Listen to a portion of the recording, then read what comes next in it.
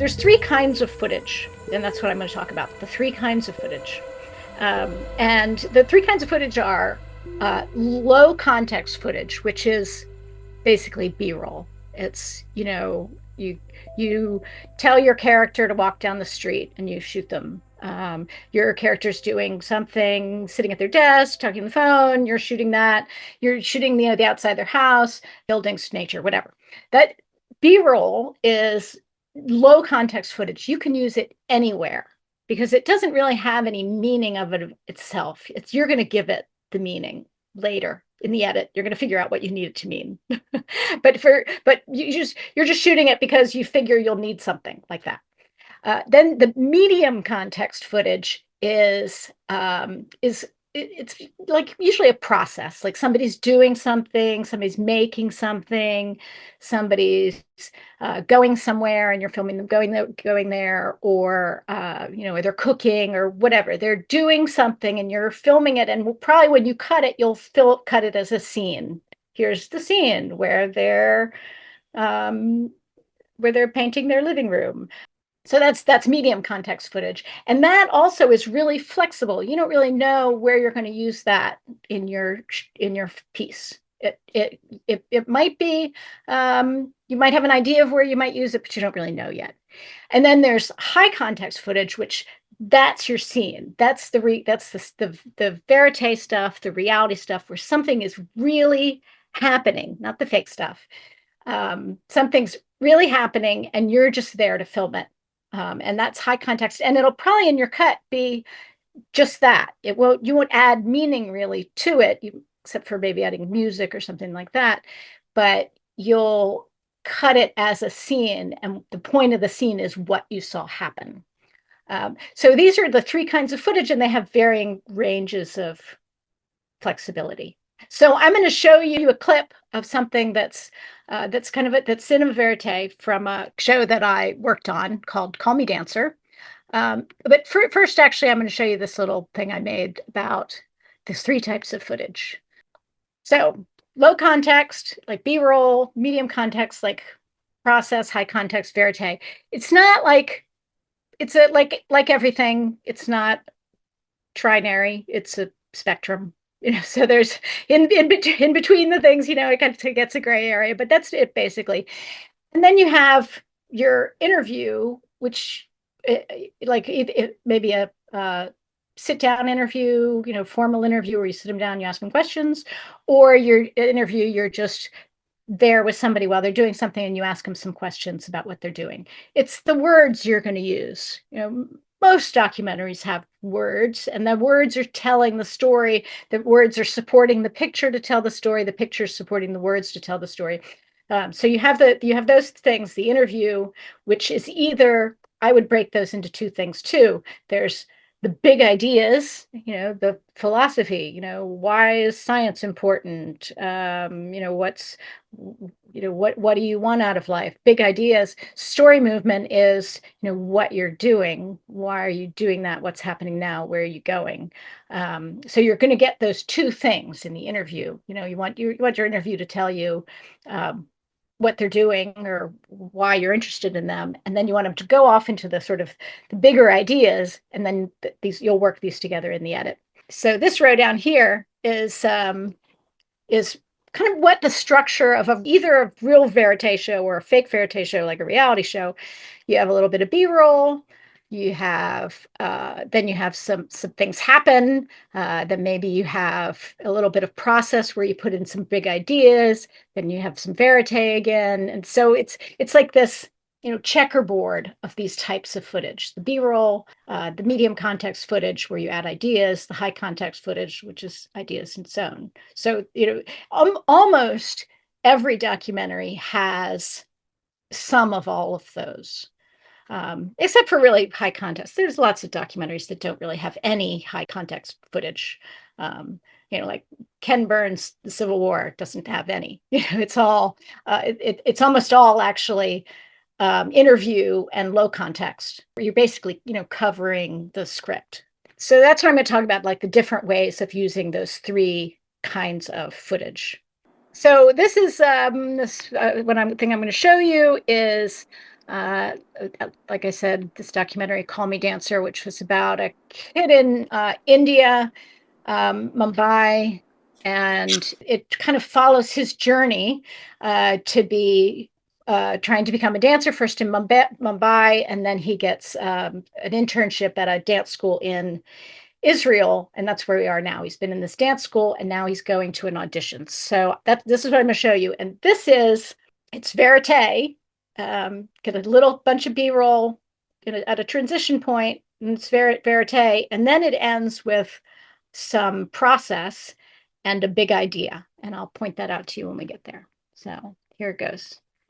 We're getting close to Tel Aviv. So Vertigo dance company, they need the dancers, so they invite you for private audition because they have a tour coming. And yeah, I'm just worried about, like, I don't know what they expect from me. I don't think you come like they don't know. They know where you are now technically. You ready, you 20, you don't have the time. You're not schoolboy. As you are now, you're a professional dancer that look for a job. And for your abilities, a lot of companies would love to have you.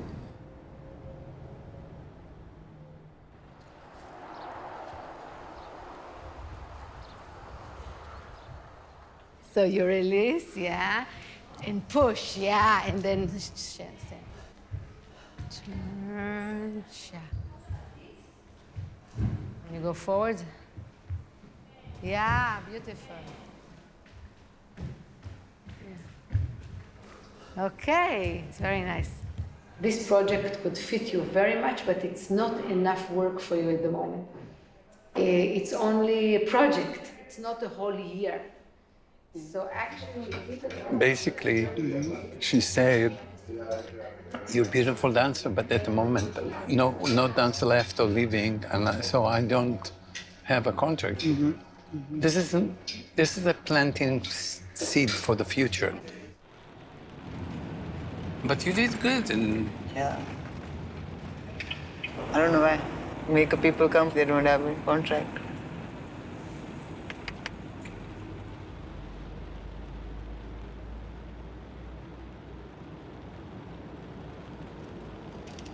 it's always hard.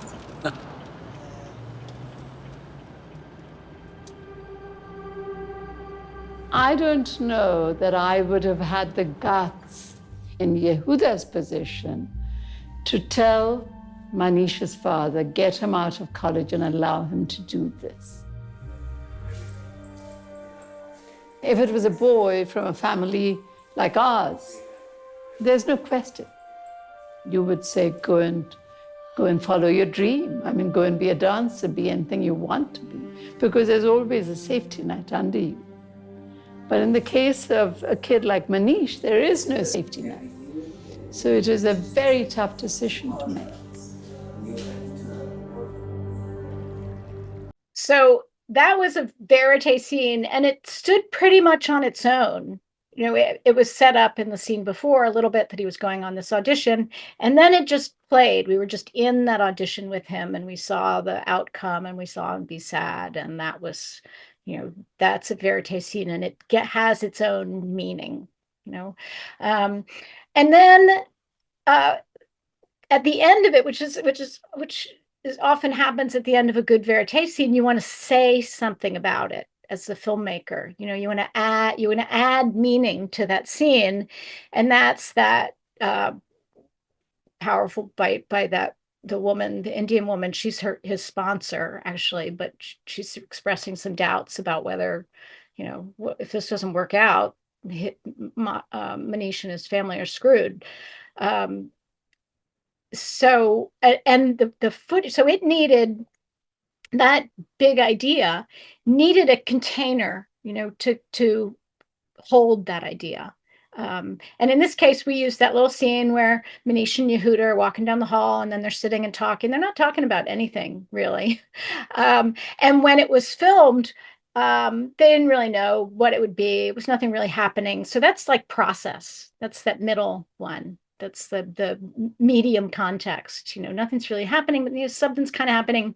And And then, so that created a container for this idea that Miriam had that we wanted Miriam to express. When I was cutting, there were other ideas for what that scene could be that would contain what we wanted her to say.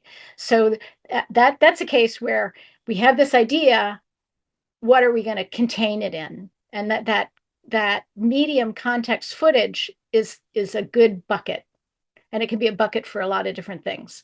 So I'm going to show you other cases where I've done that same thing, where I've got this bucket of footage.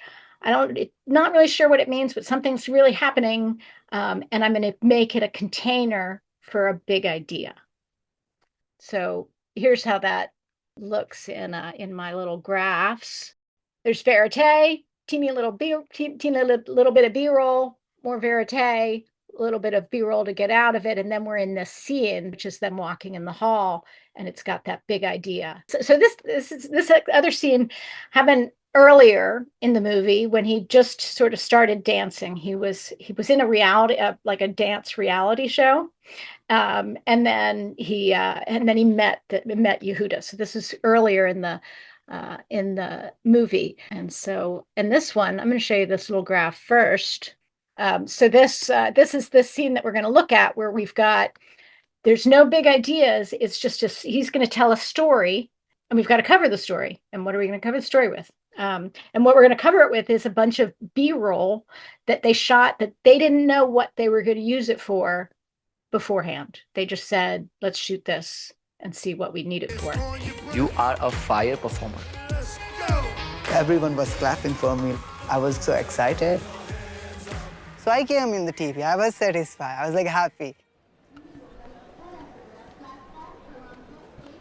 But when I was in that reality show, one of the dancers asked me, are you from this dance institute or this dance institute or this? I was like, no, they are too expensive for me. He's like, you are really good. If you train yourself, you will be like much way better.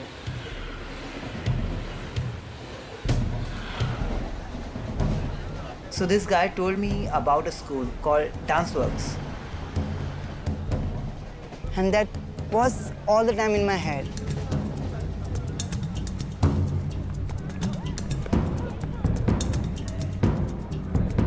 And I saw first time all the like high sophisticated people, all the tall girls with the butt shorts and sports bras and tying a shirt around them and the dancing. And I was like,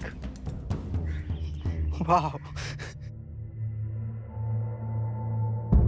So first day I went and I was like, okay, all fancy people gonna be there.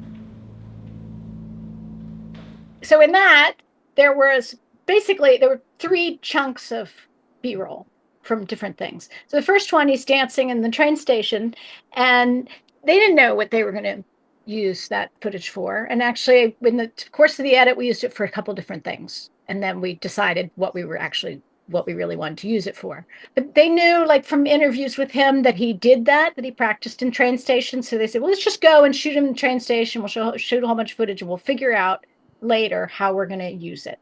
And it worked really nicely there for him, thinking about what this person had said to him, because it looks thoughtful and it has some good metaphors in it. And that's one thing you want to look for when you're picking the bucket that your story's going to be told with, that it has visual metaphors that connects, what you're seeing to what he's talking about. In this case, he's just telling a story. So we started with the story, and then we figured the buckets. And so, like, he's petting the dog, and there was this really nice moment when he pets the dog. And to me, in my head as the editor, I'm thinking, it's kind of like he's the dog, and the person he's talking to is him, and he's just, he has a lot of compassion for him. He wants to be a dancer, and he's like petting his head. It's like, you're good. That was the little story that I was telling to myself as I was editing it. But I think having those stories in your head of why you're using this footage in a metaphorical way makes it stronger, because people feel that. I think I'm not the only one that feels like him and the dog were having this moment that was similar to the moment he had with this dancer. Clark says in the chat, it seems like a lot of documentary editing is fix it in post. But I think it's more than fix it in post. Like the editor is the director in many ways, right? Like and that's in any film, but in documentary especially. You know, do you want to talk to that about that a little? Yeah, it's write it in post. Yeah. You're writing it and finding the story in post. You can't. I don't think you can do it any other way. I mean, there's in some documentaries are totally scripted out, but you don't know. You're going to interview people and you don't know what they're going to say, you know. And you want to be open to what they say. You know, they might tell some great story that you never thought they would tell, and then you want to put it in your documentary, and you didn't plan on that. So, I mean, there's a lot of fix it in post. Yeah, I mean, we had to fix a lot of things in post, but the fact that you're creating the story is a necessary part of it, and I think letting it emerge in the edit, you know, finding those metaphors that you didn't know you would get,